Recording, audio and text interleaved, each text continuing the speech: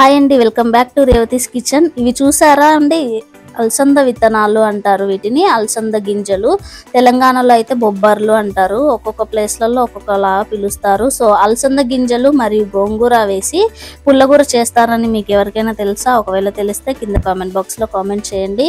నేను అలసంద విత్తనాలు, గోంగూర, పుల్లగూర అయితే చేస్తున్నానండి. సో తయారీ విధానం మీకు ఒకసారి చూపిస్తాను. ఫుల్ వీడియో చూడండి ఫ్రెండ్స్. స్కిప్ చేస్తే మీకే అర్థం అవ్వదు వీడియో అనేది, రెసిపీ అనేది ఎలా చేయాలో తెలియదు అనమాట. ఇలా 1 కట్ట గోంగూర అనేది బాగా క్లీన్ చేసి కడిగి పెట్టుకొని తీసుకోవాలండి. మనము 1 కట్ట గోంగూరకి 1 కప్పు అలసందపు గింజలు వేసుకున్నాను. ఇందులో రుచికి తగ్గట్టు వేసుకోవాలండి. అంటే కొన్ని స్పైసీగా ఉంటాయి, కొన్ని స్పైసీగా ఉండవు కదా. పచ్చిమిర్చి అలా చూసి వేసుకోండి ఫ్రెండ్స్. 3 టమాటోస్ ఇలా మీడియం సైజులో కట్ చేసుకొని, చిటికెడు పసుపు వేసుకొని, ఇప్పుడు 1 గ్లాస్ ఇవి ఉడికించుకోవడం కోసం 1 గ్లాస్ వాటర్ అనేది మనం వేసుకోవాలి. అంతేనండి. రుచికి తగ్గట్టు సాల్ట్ వేసుకొని, చింతపండు అవసరం లేదండి, ఎందుకంటే గోంగూర వేస్తున్నాం కాబట్టి చింతపండు అవసరం లేదు. ఇప్పుడు మనం మూత పెట్టేసి ఒక 5 or 6 విజిల్స్ వచ్చే వరకు స్టవ్ ఆన్ చేసుకొని ఉడికించుకుంటే సరిపోతుందండి. ఎంతో టేస్టీగా ఉంటుంది. సంగటిలోకి కానివ్వండి, రైస్లోకి కానివ్వండి, చాలా బాగుంటుంది కర్రీ అనేది. ఇప్పుడు ఒకసారి మనం స్టవ్ ఆఫ్ చేసి చూద్దామండి. ఒక 5 minutes ఆవిరి పోయే వరకు మనం ఆవిరి అంతా తీసేసుకున్న తర్వాత అప్పుడు మనం దీన్ని ఒక్కసారి గ్రైండ్ చేసుకోవాలండి. అదే పప్పులాగా మనం పప్పు రుబ్బుకుంటాం కదండి, అలాగే పప్పు రుబ్బుకున్నట్టే మనం ఒకసారి ఇలా గాలి తీసుకొని ఒక 5 minutes, 5 or 10 minutes చల్లారనివ్వండి, పర్లేదు. చల్లారిన తర్వాతే ఇలా మనం పప్పు రుబ్బుకున్నట్టు వాటర్ అన్ని పక్కకు తీసుకొని ఇలా మొత్తం టోటల్గా గ్రైండ్ చేసుకోవాలి. బాగా మెత్తగా గ్రైండ్ చేసుకుంటే సరిపోతుంది.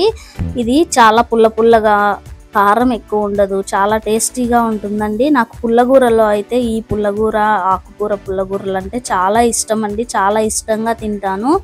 మీరు ఫస్ట్ సాల్ట్ వేసుకున్నారు కాబట్టి సాల్ట్ అనేది చూసి వేసుకోండి. చూసారు కదా, ఇలా రుబ్బుకుంటే సరిపోతుంది. మెత్తగా గ్రైండ్ చేసుకుంటే. వాటర్ ఆప్షనల్ అండి. ఉడికించిన వాటర్ ఉంటాయి కదా, అవి వేసుకుంటే వేసుకోవచ్చు, లేదా మీకు అన్నీ కరెక్ట్గా సరిపోయాయి, వాటర్ అవసరం లేదు అంటే అవసరం లేదు, వేసుకోవాల్సిన పని లేదు.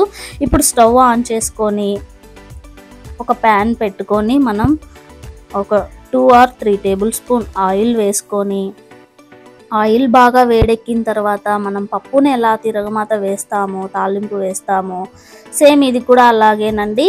ఈ ఇంగ్రీడియంట్స్ 1 ఆనియన్ మరియు కరివేపాకు, ఆవాలు, జీలకర్ర, మినపప్పు, శనగపప్పు అన్నీ వేసుకొని బాగా వేయించుకోవాలి. మిరపకాయలండి, ఒక 2 మిరపకాయలు మరియు వెల్లుల్లి కూడా వేసుకుందాం దాంతోపాటు. ఇవి బాగా ఎర్రగా వేగే వరకు మనం ఒక 2 minutes వీటిని బాగా వేయించుకోవాలి ఆయిల్లోనే. ఈ మిశ్రమాన్నంతా బాగా కలుపుకుందాం. మీడియం ఫ్లేమ్లోనే పెట్టి వేయించుకోండి, పర్లేదు, ఏమీ మాడవు. ఇలా బాగా వేయించుకున్నాక మనం రుబ్బుకున్న మిశ్రమం అనేది ఉంటుంది కదండి, అలసందపు గింజలు మరియు గోంగూర. ఇప్పుడు ఇందులో వేసేసుకుంటే ఎంతో టేస్టీ, స్పైసీ రైస్ ఆర్ సంగటిలేకి, రాయలసీమ స్పెషల్గా మనం చెప్పుకుంటామండి. ఈ పుల్లగూరలు ఎక్కడా చేయరు, రాయలసీమ సైడే ఎక్కువగా చేస్తారు. సో టేస్టీ అయిన పుల్లగూర, అలసందపు గింజలు, గోంగూర పుల్లగూర అనేది రెడీ అయిపోయింది. వీడియో నచ్చినట్లయితే లైక్ చేయండి. ఏదైనా డౌట్ ఉంటే కామెంట్ బాక్స్లో కామెంట్ చేయండి.